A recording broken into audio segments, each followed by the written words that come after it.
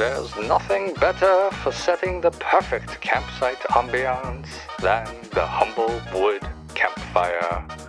Nature's television. It's what caveman families gathered around after dinner, ever entranced by the seductive dance of the flames.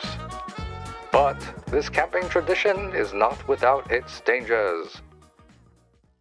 Every year, according to the National Interagency Fire Center, an average of 7 million acres are destroyed by wildfires, and 85% of wildfires are caused by humans, like you. Countless woodland creatures are displaced and become homeless every year. We have enough of a homeless problem in our nation. Let's not make poor bear homeless too. So, it behooves each of us to learn campfire safety, to know when we can't have campfires, and to know how to find current wildfire information. Isn't that right, Roger? That's right.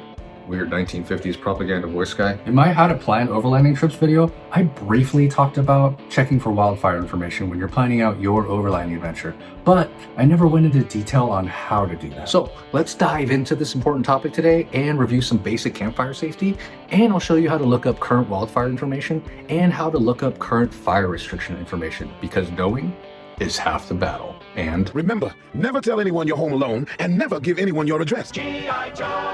I had a viewer who asked about how to find current fire restriction information, and I wish I had a simple answer for him. Unfortunately, there's no good single resource to find that info, because those restrictions are placed by so many different governing authorities. The only thing you really can do is to check the websites for all of the areas that you're going to be exploring. But that's really tedious. There has to be a better way, Roger. There should be, Bear. There should be. the big agencies like the U.S. Forest Service, the Bureau of Land Management, and the National Park Service will always show information concerning current fire restrictions on their websites. Just make sure you're looking at the specific national forest, national park, or BLM area you're going to. But sometimes state parks will have fire restrictions too, and every state park agency website that I've ever looked at will show you fire restriction info as well. And the same goes for county parks. Occasionally, an entire state will declare a fire ban, or agencies will restrict access to public land due to wildfire danger. Back in 2021, when my wife and I were doing some dispersed camping in the Big Sur area, the entirety of Los Padres National Forest got closed due to firefighting resources being diverted to a large wildfire hundreds of miles away. But the ranger rolled through and let us know that the trail gates were going to be closed the next morning. So at least we got in one night of dispersed camping. So the various agencies do their best to inform the public about current fire restrictions. And more often than not, they'll post signs in the areas where there are current restrictions. All right, so let me show you where to look on some of these websites. Right now, this is the Yosemite National Park website. And near the top here, you have this box with the current alerts that are in effect. And usually they'll have any fire restriction information there. But if you look under Plan Your Visit, Eating and Sleeping, and go to Campground Regulations, you'll also find some general info on campfires. For example, this one says campfires are allowed in all open campgrounds at any time. However, from May through September, wood fires in Yosemite Valley are only allowed between 5 p.m. and 10 p.m. So that's a very specific rule for a very specific area of the park, right? So every park's going to have its own little nuances, and it's probably a good idea to go check if you're going to be visiting that national park. So here I am on the BLM website. I'm in the California section, and if we scroll down, you'll see any current fire restrictions, and if you keep going, you can break down each district and see if there are any current restrictions in place as well. All right, let's check out National Forest. So we're on the Forest Service website. We're at Sequoia National Forest website. And up in the top right here, you see the fire danger today level is low. So usually you'll see any fire restriction information there.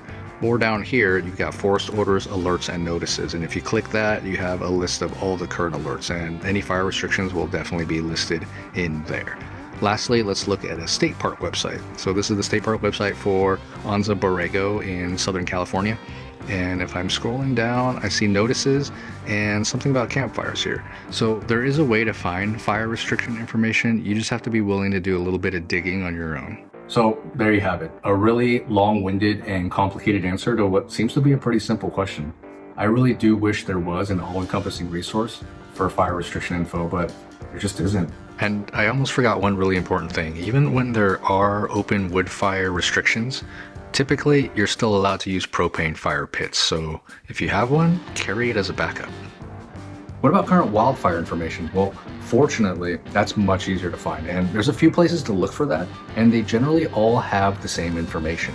Let's take a look at a few of those. So this one here is called InstaWeb, and it's a pretty good one to use. I know there's a lot of icons on the screen. It doesn't mean they're all like crazy active wildfires right now, but if you hover over them, you'll get the name of the fire, and if you click into them, let me look for one that I actually know is going on. Cedar Creek Fire here in Oregon.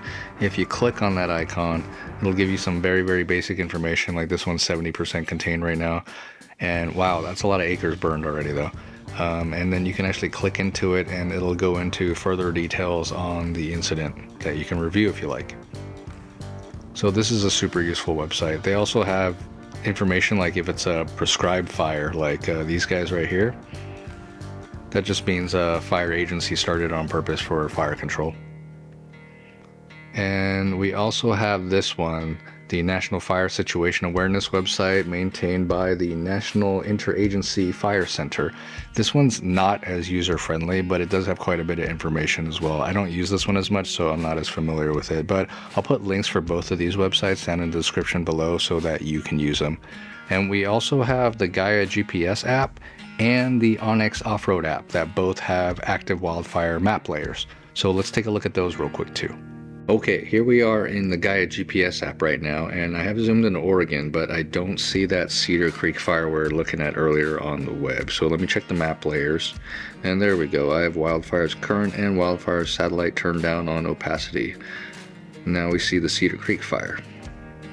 And if we zoom in, we see a nice outline of the area of the fire. And if we click the little flame icon, you'll have the marked location, and the first one you see is Cedar Creek Wildfire's current. So we'll click that, and that pulls up some basic information and a link to that InstaWeb website we looked at earlier. So if we click that, it'll open a browser and bring you to the same web page we saw before. Okay, now let's take a look at Onyx Offroad. And I have it zoomed into the area of the fire, but I don't see anything. Let me check the layers on this too. And I do have the active wildfire layer turned on, so I guess it's just not working right now. And that's exactly why I have backups for everything. But ordinarily, you would see an outline just like in Gaia GPS and be able to click on it as well. So there you go. There's 4 resources for you to check current wildfire information. Remember, you need internet connectivity to be able to check for current wildfire information. So make it a habit that whenever you have signal, check on that just to be safe. I do it when I'm pumping gas. Campfire safety may seem like common sense stuff to a lot of you out there. And I know this part of the video is probably gonna sound like preaching to the choir, since I expect that all overlanders have knowledge on basic campfire safety. But there are things that even the most experienced outdoorsmen may not know because they simply have never looked it up before. For example, in California, you're required to have a campfire permit to have an open fire or to even operate a charcoal barbecue or a portable stove on public land. I'm willing to bet there are a lot of people who camp in California who don't know that. It may seem silly to have to watch a video and then take a 10-question quiz, but then again, we probably have a countless number of people who would venture out in the great outdoors every year who don't know basic campfire safety, and shame on them. If you're new to overlanding and camping, put down that I know what I'm doing pride and attitude and pay attention. If you're an outdoors veteran, well, it never hurts to review the basics, right? First, make sure there aren't any current wildfire restrictions. I talked about that earlier. Rewind if you need to. Then pick a safe location for your campfire. If there's an existing fire ring, like a steel one at a maintained campsite, or one that somebody already made using rocks, use it. And if there's not, make one. Ensure that your campfire location is not near anything that can accidentally catch on fire. That includes any low-hanging branches above you, and that includes your tent too.